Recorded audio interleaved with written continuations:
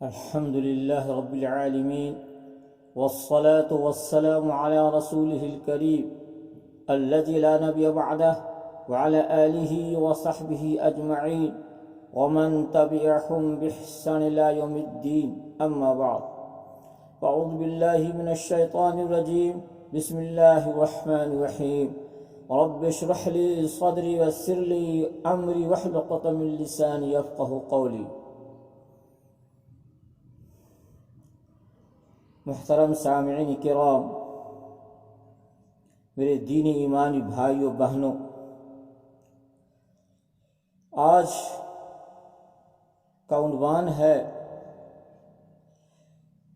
حضرت مولانا محمد رابع حسنی رحمۃ اللہ علیہ کی زندگی کی چند جھلکیاں اور پیغامات. حضرات گرامی قدر، All India Muslim Personal Law Board کی عالی قدر صدر، دعوت العلماء کے ناظم، عالمی رابطہ ادب اسلامی ریاض سعودی عرب کے نائب صدر، رابطہ عالم اسلامی مکہ مکرمہ کے رکن اساسی، نہ جانے کتنے اداروں کے سرپرست، خانوادہ نبوت کا چشم و چراغ، مفکر اسلام، وقت کا قطب، عالم ربانی، عربی زبان و ادب کے ناقد و مؤرخ، سیرت نگار، عاشق قرآن، سنجیدگی و متانت کے پیکر، بلند اخلاق و کردار کے حامل، اپنی ذات سے ایک انجمن، میر کارواں، گوناگوں خوبیوں کا مالک اور مسلمانوں کی ظاہری و باطنی خوبیوں کا چاند،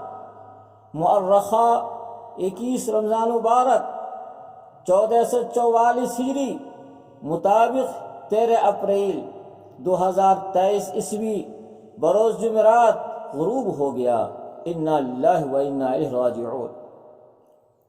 حضرات گرامی، حضرت کا میں ایک ادنا شاگرد ہوں.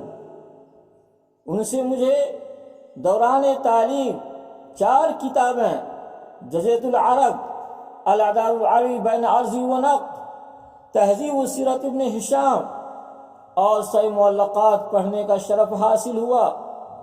واضح رہے کہ دعوت العلماء لکھنؤ سے میری عالمیت 1990 اور فضیلت 1992 میں ہوئی. حضرات، میں نے حضرت کو قریب سے دیکھا، ان سے بہت کچھ سیکھا اور سیکھنے کا موقع ملا، اور ان کے علمی چشم حیواں سے مستفید ہونے کا کافی وقت ملا، جس کا حق ادا نہیں کیا جا سکتا. البتہ میں نے ان کو کیسا دیکھا اور کیا دیکھا، کس طرح دیکھا، ان کی زندگی سے کیا کسب کیا اور کیا لیے جا سکتے ہیں، ان کی زندگی کے وہ گوشے اور پہلو کیا ہیں جن کو ہم اپنے لیے مشعل راہ بنا سکتے ہیں، بلکہ بالخصوص ان کے تمام شاگردوں اور بالعموم پوری امت مسلمہ کے لیے دروس و پیغامات ہو سکتے ہیں. یہی حدیث پاک اذکروا محاسن موتاکم کا مقصد و حاصل ہے. تو آئیے اختصار ساتھ جائزہ لیتے ہیں. نمبر 1، جس طرح اللہ تعالیٰ نے آپ والا کو ظاہری پر نور اور رونق چہرہ عطا فرمایا تھا، اسی طرح آپ کے دل کو باطنی خوبیوں سے مثقل و مزین فرمایا. آپ کو حسن کردار و گفتار عطا فرمایا. چنانچہ جہاں آپ کی زندگی میں نماز و اذکار کی پابندی، زہد و تقوی، ورع ابتہال، عبادت میں انہماک، دعا و تلاوت کا اہتمام، اخلاص عمل اور للہیت، استحضار نیت، نالہ نیم شبی اور آہ سرخازی کے نمونے، آہ سرخیزی کے نمونے ملتے ہیں. وہیں تواضع و انکساری، آرزو فروتنی، صبر و تحمل، علم و بردباری، غیبت اور عیب جوئی سے کوسوں دور اور نفور، خود نمائی و خود ستائی سے مکمل گریز، قناعت و سادگی و بے نفسی جیسے نمایاں اور خاص ان کے اوصاف اور ان کی زندگی کے تابناک عناوین تھے۔ میرے دوستو، یہ وہ خوبیاں اور خاص صفتیں ہیں جو انسان کو اوپر اٹھاتی ہیں، خاص طور پر تواضع و انکساری جو ان کی طبیعت میں رچی بسی تھی، انسان کو بڑی بلندی عطا کرتی ہے۔ اللہ کے رسول صلی اللہ علیہ وسلم نے ارشاد فرمایا، ما تواضع احد الا رفعہ اللہ، جو شخص بھی، کوئی انسان اگر تواضع اختیار کرتا ہے تو اللہ تعالیٰ اس کو بلند کرتا ہے۔ مسلم شریف کتاب البر والصلہ، باب استحباب العفو والتواضع، حدیث نمبر 2588۔ یہی وجہ ہے، جیسا کہ انسانی آنکھوں نے دیکھا کہ ان کی نماز جنازہ میں انسانوں کا ٹھاٹا مارتا ہوا سمندر اور تا حد نگاہ سر ہی سر ان کی عام خاص غیر معمولی مقبولیت و محبوبیت کی علامت تھی۔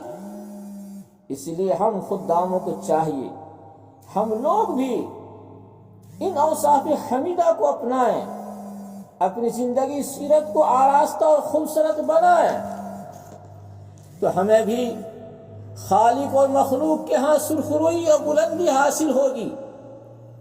وما ذلک علی اللہ بعزیز، اللہ تعالیٰ فرماتا ہے اللہ کے لیے کوئی مشکل نہیں ہے۔ حضرات گرامی، مزاج نبوت سادہ زندگی گزارنا ہے، معمولی لباس اور معمولی طرز زندگی کی ہی گنجائش ہوتی ہے۔ اس کا عکس آپ والا کی زندگی میں ہمیں ملتا ہے۔ ہم خدام نبوت بھی چاہیے اپنے اندر اس مزاج نبوت کو جگہ دیں اور اپنائیں۔ نمبر 3، مال و دولت اور حشمت و جاہ کے معاملے میں استغنا۔ چنانچہ وہ ہدایہ و تحائف قبول کرنے میں جھجک محسوس کرتے تھے، اصرار کے بعد قبول کرتے بھی تھے تو جلد ہی ملنے والوں میں تقسیم کر دیتے اور کبھی ندوۃ العلماء کو بھی دے دیا کرتے تھے۔ حقیقت یہی ہے کہ علماء میں استغنا کی صفت ہونی چاہیے۔ استغنا ہمارے اسلاف کا ہمیشہ سے شعار رہا ہے۔ میرے دوستو یاد رکھیں، بندوں سے بے نیازی محمود و پسندیدہ عمل ہے، اور اللہ تعالیٰ سے بے نیازی تکبر و گھمنڈ ہے، جو بالآخر انسان کو ڈبو دیتا ہے، تباہ برباد کر دیتا ہے۔ نمبر 4، آپ والا کی طبیعت میں لینت و ملاطفت تھی، انسانیت نوازی، صلہ رحمی، رشتوں کا پاس و لحاظ، مسکینوں کی حاجت روائی، مہمان نوازی، نرم خو، نرم دم گفتگو، گرم دم جستجو، دوسروں کے شیشہ دل کا خیال، شیریں زبانی، خندہ پیشانی، شگفتہ روئی، خوش طبیعت، نجابت و شرافت، نظافت، ہونٹوں پر تبسم بکھیرتے ہوئے باتیں کرنا اور ملنا ان کی شخصیت کی پہچان تھی۔ جب وہ بات کرتے تھے تو بڑے اخلاق سے بات کرتے تھے، ان کی کوئی بات ادب و شائستگی کی سطح سے فروتر اور گری ہوئی نہیں ہوتی تھی۔ حضرات گرامی، یہ وہ خوبیاں ہیں جہاں یہی اسلامی تعلیمات ہیں، وہیں ان کے ذریعہ سے دنیاوی و سماجی اعتبار سے لوگوں کی دلوں کو آسانی سے فتح کیا جا سکتا ہے، اور لوگوں کی دلوں میں محبت الفت پیدا کی جا سکتی ہے۔ جیسے کہ آپ والا کی عظمت و محبت کا عالم لوگوں کی دلوں میں ہونے کا نظارہ نماز جنازہ کے موقع پر کھلی آنکھوں نے کیا ہے۔ نمبر 5، آپ والا کی شخصیت بعظمت کی امتیاز، آپ والا کی شخصیت بعظمت کی امتیازی شان ایک یہ تھی کہ سب کو ساتھ لے کر چلنے کے داعی و حامی، اور بقول پروفیسر محسن عثمانی صاحب دامت برکاتہم، وہ مسلمانوں کی اتحاد کی علامت تھی۔ ان پر تدبر و تفکر اور فکر مندی کا عنصر غالب تھا۔ کسی بھی معاملے میں فیصلہ لینے میں جلد بازی کے قائل نہیں تھے۔ یہ وہ چیزیں ہیں جو ایک منتظم کے لیے مشعل راہ ہیں۔ نمبر 6، کھانے پینے میں حلال و حرام کا لحاظ بلکہ احتیاط پر عمل ان کا طور امتیاز رہا ہے۔ مشہور ہے اور ایک سے زائد زبانیں گواہ ہیں، وہ مہمان خانے میں جو رہتے تھے اس کا کرایہ ادا کرتے تھے۔ ان کا 2 وقت کا کھانا ان کے گھر سے آتا تھا اور ناشتہ حضرت محترم صاحب دامت برکاتہم کے گھر سے آتا تھا۔ یہاں تک کہ مہمانوں کا کھانا جو ندوے کے مطبخ سے آتا تھا وہ اس کا بل خود اپنی جیب سے ادا فرماتے تھے۔ میرے دوستو، حقیقت یہی ہے کہ علماء کے احتیاط عمل پیرا ہونا چاہیے، جیسا کہ آپ صلی اللہ علیہ وسلم نے ارشاد فرمایا، دع یریبک الی ما لا یریبک، مشکوک کو چھوڑ کر غیر مشکوک اختیار کرو۔ ترمذی ابواب صفت القیامہ، حدیث نمبر 2518۔ امام ترمذی کا بیان ہے، یہ حدیث صحیح ہے۔ نمبر 7، اگر کوئی مشورہ لینے یا نصیحت کے لیے حاضر خدمت ہوتا تو اس کی بات غور سے سنتے اور بڑی امانت و ذمہ داری کے ساتھ مشورہ دیتے اور نصیحت فرماتے۔ اس طرح آپ والا جہاں حدیث پاک المستشار مؤتمن، جس سے مشورہ لیا جائے وہ امین ہے، ترمذی شریف حدیث نمبر 2526، ابو داؤد ابواب النوم فی المشورہ حدیث نمبر 5128 پر عمل پیرا ہوتے۔ وہیں خیر الناس انفعہم للناس، لوگوں میں بہتر وہ ہے جو لوگوں کو نفع پہنچائے۔ المعجم الاوسط للطبرانی حدیث نمبر 6026 کا فراخ دلی کے ساتھ ثبوت دے دیتے۔ ہم جیسے خادموں کے لیے اس سے بڑا پیغام ہے کہ جہاں تک ممکن ہو ہم بھی لوگوں کو فائدہ پہنچانے کی کوشش کریں۔ اگر ہم نفع نہیں پہنچا سکتے تو کم تر درجہ یہ ہے کہ نقصان بھی نہ پہنچائیں۔ اگر ہم کسی کو خوش نہیں کر سکتے تو رنجیدہ بھی نہ کریں۔ تعریف و حوصلہ افزائی نہیں کر سکتے تو برائی اور حوصلہ شکنی بھی نہ کریں۔ نمبر 8، محترم حضرات، حضرت والا کے یہاں دوسروں کا غائب درجہ پاس و لحاظ، غیر معمولی توسع، مروت اور رواداری کا جذبہ موزن تھا۔ کسی کا دل چکنا چور نہ ہونے پائے اس کا بڑا خیال تھا۔ علامہ اقبال کا شعر ان پر بجا صادق آتا ہوا دکھتا ہے، مثل خورشید سر فکر کی تابانی، مثل خورشید سر فکر کی تابانی، شمع محفل کی طرح سب سے جدا سب کا رفیق۔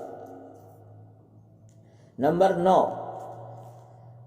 حضرات گرامی، جہاں تک زبان و ادب کی بات ہے جو ان کا اصل موضوع رہا ہے، تو آپ والا اردو عربی دونوں ہی زبانوں پر یکساں قدرت رکھتے تھے، بولتے بھی تھے، لکھتے بھی تھے۔ اسی وجہ سے آپ کی تصنیفات دونوں ہی زبانیں ملتی ہیں۔ آپ والا بہت آسان زبان لکھتے تھے، لیکن فکر کے آبدار موتی پروتے تھے۔ عرب علماء کی طرح معیاری زبان لکھتے تھے۔ زبان بے ساختگی اور برجستگی ہے۔ آپ کی تحریر کی ایک خاصیت یہ بھی ہے، حش و زوائد سے خالی اور علمیت سے پر۔ جیسا کہ میں نے کہا کہ آپ کا اصل موضوع زبان و ادب رہا ہے، یہی وجہ ہے کہ آپ کی زبان و ادب کی کتابوں میں علم و ادب کے گوہر نایاب بکھرے ہوئے ملتے ہیں، تکرار نہ کے برابر۔ اگر کہیں تکرار ملتی ہے تو وہ ممل اور بیجار نہیں ہوتی۔ انداز بیان اسلوب سنجیدہ، واضح، پیچیدگی اور منطقیت سے بالکل خالی۔ اے دوستو، حقیقت یہی ہے کہ وہی کلام فصیح و بلیغ کہلاتا ہے جو آسانی سے سمجھ میں آ جائے اور دل میں اتر جائے۔ اس خوبی کا حامل زبان آپ والا کی ہے جو ہم شاگردوں کے لیے قابل تقلید اتباع ہے۔ حضرات گرامی، نمبر 10، آپ حضرت الاستاذ عالی قدر کی تصانیف اردو عربی دونوں زبانوں میں، جیسا کہ میں نے اوپر ذکر کیا، جن کی مجموعی تعداد 40 سے قریب ہے، جن میں سے اہم مشہور یہ ہیں۔ عربی زبان میں تاریخ الادب العربی العصر الاسلامی، اور نمبر 2 الادب الاسلام الصلۃ بالحیات، نمبر 3 اضواء الادب الاسلامی، نمبر 4 معلم الانشاء تیسرا حصہ۔ اسی طرح سے مختار الشعر عربی 2 حصے۔ اردو زبان کے اندر دین و ادب، اسی طرح جزیرۃ العرب، اسی طرح سے حج و مقامات حج، نقوش سیرت، رہبر انسانیت، قرآن مجید انسانی زندگی کے لیے رہبر کامل۔ بہرحال یہ اہم کتابیں ہیں۔ ویسے تو آپ کی تصنیفات کی تعداد 40 سے قریب ہوتی ہے، جیسا کہ میں نے عرض کیا۔ حضرات گرامی، حضرت الاستاذ عالی قدر کی یہ اردو عربی کی تصانیف، جن میں ہر کتاب اپنی جگہ بڑی اہم اور قیمتی ہے، ہمیں درس و پیغام دے رہی ہیں کہ آپ کی مصروفیت جو بھی ہو، آپ استاذ مدرس ہوں یا ناظم محتمم یا دائی امام و خطیب یا تاجر و کاروباری، بہرحال جو بھی مشغلہ ہو، ہر علمی اشتغال، بہرحال جو بھی آپ کا مشغلہ ہو، پر علمی اشتغال آپ کے ہاتھ سے چھوٹنا نہیں چاہیے، اور تصنیف و تعلیم و تحقیق کا دامن مضبوطی سے تھامے رہیں، کبھی اپنے آپ کی سے کنارہ کش نہ کریں، کچھ نہ کچھ بہرحال کرتے رہیں۔ یہ حضرت الاستاذ کا اپنے شاگردوں کے لیے، خاص طور پر دیگر علماء کے لیے عمومی طور پر پیغام ہے۔ بہرحال حضرات گرامی قدر، حضرت والا استاذ عالی قدر کی زندگی علم و عمل دونوں ہی کی پیکر تھی۔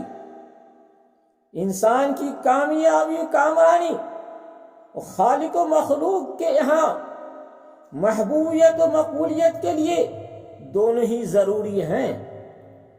ادب و شائستگی اور عمل کے بغیر نرا علم، خالی علم انسان کو تباہ برباد کر دیتا ہے۔ اس لیے علم کے ساتھ ساتھ عمل کردار سے آراستہ ہونا بھی ضروری ہے۔ کسی نے سچ کہا، لباس قیمتی ہو یا سستا، کردار کو نہیں چھپا سکتا۔ اپنے کردار کو اچھا کرو، ہر لباس میں اچھے لگو گے۔ کسی شاعر نے اس موقع سے خوب کہا، کردار و عمل سے مہکتا ہے آدمی، کردار و عمل سے مہکتا ہے آدمی، خوشبو لگا کر کوئی معطر نہ ہو سکا۔ اسی لیے بقول دوسرے شاعر کے، اس طرح خود کو معتبر کر لو، اس طرح خود کو معتبر کر لو، جو ملے اس کے دل میں گھر کر لو۔ اللہ تعالیٰ سے دعا ہے، اللہ تعالیٰ حضرت والا کی زندگی سے سبق حاصل کرنے اور ان کی زندگی کے جو بڑے بڑے کارنامے ہیں، ان کے پیغامات جو ملتے ہیں، وہ ہمیں حاصل کرنے کی توفیق عطا فرمائے اور ان پر عمل کرنے کی توفیق عطا فرمائے۔ وآخر دعوانا الحمد للہ رب العالمین۔